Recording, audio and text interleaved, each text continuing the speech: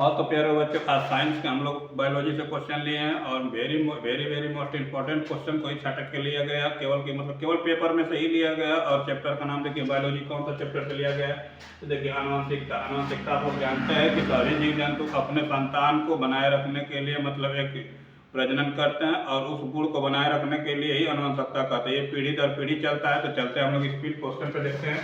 देखिए, प्रश्न नंबर हमारा पहला दिया है। प्रश्न नंबर पहला में क्या दिया, चलते हैं देखते हैं। निम्न में से किस पौधे पर मेंडल ने आनुवंशिकता संबंधित प्रयोग किया था। देखिए, पौधे के बारे में बताया गया था। मेंडल ने किस पौधे का सबसे पहले लिया था। तब देखते हैं टमाटर के पौधे, बैगन के पौधे, मटर के पौधे, सरसों के पौधे। तो हम लोग जानते हैं कि मटर के पौधे पर ही क्या किया गया था, खोज किया गया था। ठीक है, नेक्स्ट क्वेश्चन पे चलते हैं। मेंडल के अनुसार निम्न में से कौन सा एक जीनोटिक के लक्षण पर पाया जाता है। मटर में लंबे तने तथा झुर्रीदार बीजों वाले व्यक्त करेगा। देखिए, 23 में क्वेश्चन आ चुका है। 23 वाले क्वेश्चन को हम ध्यान देंगे। कैपिटल टी आर रहेगा, स्मॉल टी और कैपिटल आर रहेगा, और इसमें पहले कैपिटल टी और आर रहेगा। तो हम लोग जानते हैं कि पहले डबल टी यानी कैपिटल टी रहेगा और उसके बाद स्मॉल आर रहेगा। इसके लिए मटर के लंबे पौधे कैपिटल टी और के बौने पौधे टी को मध्य क्रॉस कराने पर प्रथम संतति की पीढ़ी में मिलेंगे। देखिए, 2023 में आ चुका है कि और कैपिटल टी को और स्मॉल टी से क्या किया जाएगा, जब क्रॉस कराया जाएगा तो एक टी स्मॉल टी और एक फिर इसमें टी। इस तरह के संतति को प्राप्त करने के लिए ये प्रकार के सभी लंबे पौधे उत्पन्न होते हैं। जब क्रॉस कराया जाएगा कैपिटल टी से और स्मॉल टी से, तो सब कुछ में क्या होगा, लंबे पौधे उत्पन्न होंगे। प्रथम पीढ़ी के जो बीज उत्पन्न होंगे वो लंबे पौधे वाले बीज उत्पन्न होंगे। यानी ऑप्शन ये वाला हमारा क्या है, सही है। तो इस पर टिक कर लिया जाएगा।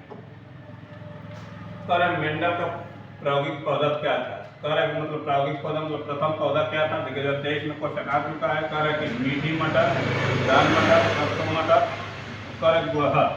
तो हम लोग जानते हैं कि एक उद्यान मटर टिक कर लिया जाएगा। ठीक है, डीएनए के रज्जु किसके द्वारा जुड़े होते हैं। देखिए, ये भी 23 में क्वेश्चन आया हुआ है। 23 वाले क्वेश्चनों का करेंगे, विशेष ध्यान देंगे। कि पेप्टाइड बंद करते हैं, संयोजिक बंद करते हैं, ग्लाइकोसाइड बंद करते हैं। अब हम लोग जानते हैं कि हाइड्रोजन बंद करते हैं। ठीक है, तो हाइड्रोजन बंद के डीएनए के काम से जुड़े रहते हैं। आनुवंशिक के पिता कहा जाता है। कि एच जे मुलर को, चार्ल्स डार्विन को, ग्रेगर जॉन मेंडल को और कि जेडी वाटसन को। तो हम लोग जानते हैं कि ग्रेगर जॉन मेंडल को क्या कहा जाता है, आनुवंशिक के पिता कहा जाता है। सबसे पहले यही ने खोज किया था, इसलिए हम इनको पिता के नाम से जानते हैं। कि मेंडल के प्रसिद्ध हैं आनुवंशिक के क्षेत्र में, डीएनए की खोज के क्षेत्र में, और सूजन नीति के क्षेत्र में, जैविक विविधता के संरक्षण के लिए। तो हम लोग जानते हैं कि ये आनुवंशिकी के क्षेत्र में प्रसिद्ध थे, फेमस थे। ठीक है, देखिए, मटर के पौधे पर अपने प्रयोग में मेंडल ने किस लक्षण का प्रयोग नहीं किया। देखिए, इसका लक्षण में कौन सा नहीं लिया गया था। पुष्प की स्थिति नहीं ली गई थी, बीज का रंग नहीं लिया गया था, फल की लंबाई नहीं ली गई थी, बीज की आवृत्ति नहीं ली गई थी, लक्षण की कौन सा नहीं लिए थे। फल की लंबाई को नहीं लिया गया, फल कैसा भी है उनको लंबाई को नहीं लिया गया था इस लक्षण में। ठीक है, निम्न में से कौन सा जेनेटिक शुद्ध गोल बीज का प्रदर्शित है। देखिए, 22 में क्वेश्चन आ गया। स्मॉल टी कैपिटल टी, फिर capital T small T, double R capital T. तो हम लोग जानते हैं कि इस वाले स्थिति में मान लीजिए डबल आर ही होता है। निम्न में से कौन सा जेनेटिक शुद्ध गोल बीज वाले प्रसिद्ध होता है, तो डबल आर वाले क्या होते हैं, प्रसिद्ध होते हैं। ठीक है, नेक्स्ट क्वेश्चन पे चलते हैं। में गुणसूत्रों की संख्या कितनी होती है। ये भी देखिए, 22 में क्वेश्चन आया हुआ है, फेमस क्वेश्चन है। ठीक है, तो हम लोग जानते हैं कि 4x होता है, 2x होता है, 3x होता है, x होता है। तो हम लोग जानते हैं कि युग्मनज जोड़ा अपने जैसे संतान को बनाए रखने के लिए 2x का प्रयोग किया जाता है। यानी हम 2 गुणे 22 कर लिया जाएगा, तो 22 में कितना होगा, 44 गुणसूत्र पाए जाएंगे। ठीक है, मेंडल के अनुसार मटर के बौने पौधे को जीनोटिक टाइप किया गया था। देखिए, ये यूपी के 2020 वाले पेपर में आया था। तो इसको हम लोग क्या करेंगे, ध्यान देंगे। 20 वाले पेपर को 20, 22, 21, जो 23 है, 24 है, इनको हम लोग ध्यान देंगे। जो 25 में आया हो तो रिपीट नहीं करेगा, लेकिन पिछले वाले क्वेश्चन को क्या किया जाता है, रिपीट किया जाता है। ठीक है, तो देखिए, कैपिटल टी को देख लेते हैं, स्मॉल टी और कैपिटल टी और स्मॉल टी और छोटा टी और बड़ा टी। ठीक है, तो इसमें हम लोग जानते हैं कि इस लक्षण में मेंडल ने बौने पौधे को स्मॉल टी से परोस किया। जब स्मॉल टी क्रॉस कराने के बाद जब स्मॉल टी आ जाएगा ना, तो हम लोग जानेंगे कि उस पीढ़ी में मान लीजिए जो बीज बोएंगे सब छोटा ही पौधा निकलेगा, कोई बड़ा पौधा नहीं होगा। करेक्ट। जीन का पद सर्वप्रथम किसके प्रयोग किया गया था? करेक्ट मेंडल ने, करेक्ट बीजमान को, करेक्ट जोहानसन को, एरिक को। हम लोग जानते हैं कि जोहानसन किया गया, ठीक है। करेक्ट। एक मेंडलियन ने प्रयोग मटर के लंबे पौधे को जिस पर वायलिन पुष्प थे का क्रॉस मटर के पौधे के बौने पौधे से जिस पर सफेद पुष्प से कराया गया, तो संतति में सभी बौने करेक्ट बैंगनी पुष्प वाले, लेकिन करेक्ट लगभग आधे बौने थे। इसके अनुसार पौधे को करेक्ट आनुवंशिक ढांचा पर निम्नलिखित व्यवस्था किया गया था, ठीक है। तो चलते ए वाले पे, बी वाले पे, सी वाले पे, डी वाले पे देखते हैं कौन सा आता है। तो हम लोग ऑप्शन वाला या सी वाला सही है, मतलब पहले लंबे होगा और उसके बाद फिर बड़ा होगा। देखिए जब शुद्ध लंबे तथा शुद्ध बौने मटर के पौधे का कार्य संकरण कराया जाता है, संकरण कराने का मतलब क्रिया कराया जाता है, तो प्रथम पीढ़ी में लंबे मटर के पौधे प्राप्त हुए, द्वितीय पीढ़ी में कार्य की पौधे होंगे। तो द्वितीय पीढ़ी का पूछा है, तब देखिए शुद्ध लंबे होंगे, शुद्ध बौने होंगे, संकरण लंबे होंगे, और कार्य शुद्ध लंबे तथा संकरण लंबे और शुद्ध बौने होंगे। देखिए डी वाले ऑप्शन क्या है, सही है। तो डी वाले पे क्या करेगा, शुद्ध लंबे भी होंगे, संकरण लंबे होंगे, शुद्ध बौने भी होंगे, तीनों हो गए। चलिए कारक एक संकर में या वन पीढ़ी में कारक शुद्ध लक्षण तथा संकर का कारक प्रतिशत अनुपात होता है, तो कितना होता है? तो हम लोग जानते हैं कि 1:1 होता है। कारक एक संकरण मतलब कराया जाता है या वन पीढ़ी में, तो एक लंबा होगा, एक बौना होगा, ठीक है। निम्नलिखित में तो कारक डीएनए की संरचना कारक उप इकाई है, उप इकाई कुछ है, कारक प्रोटीन है, आरएनए है, कार्बोहाइड्रेट है और कारक न्यूक्लियोटाइड है। हम लोग जानते हैं कि इनके उप इकाई संरचना का न्यूक्लियोटाइड है, ठीक है ना।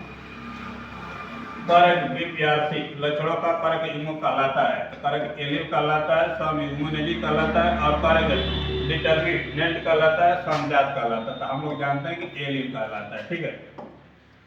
कारक पुष्प में लाल रंग प्रभावी लक्षण का इसका कारक वैकल्पिक या कारक बीपीआरसी लक्षण होता है। कारक बीपीआरसी लक्षण देखते हैं, कारक बौना पौधा होगा, कारक गोल बीज होगा, श्वेत पुष्प होगा और हरा बीज होगा। तो देखते हैं कि मतलब कौन सा होता है। इसमें देखें श्वेत का होगा, पुष्प होगा।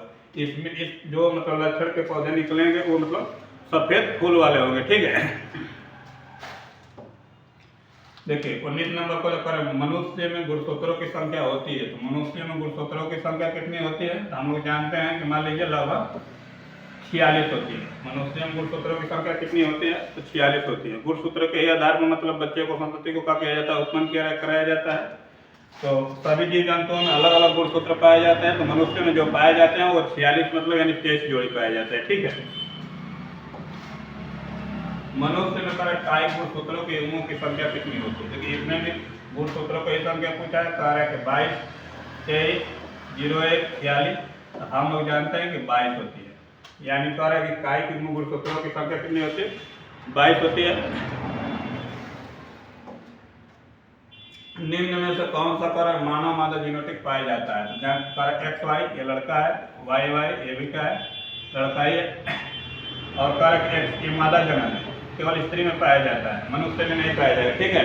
केवल क्या पाया जाएगा? स्त्री में ही पाया जाएगा और मनुष्य में नहीं पाया जाएगा, उसे हम लोग मादा जनन कहेंगे। मादा जनन में मतलब गुणसूत्र क्या होता है? XX होता है, ठीक है।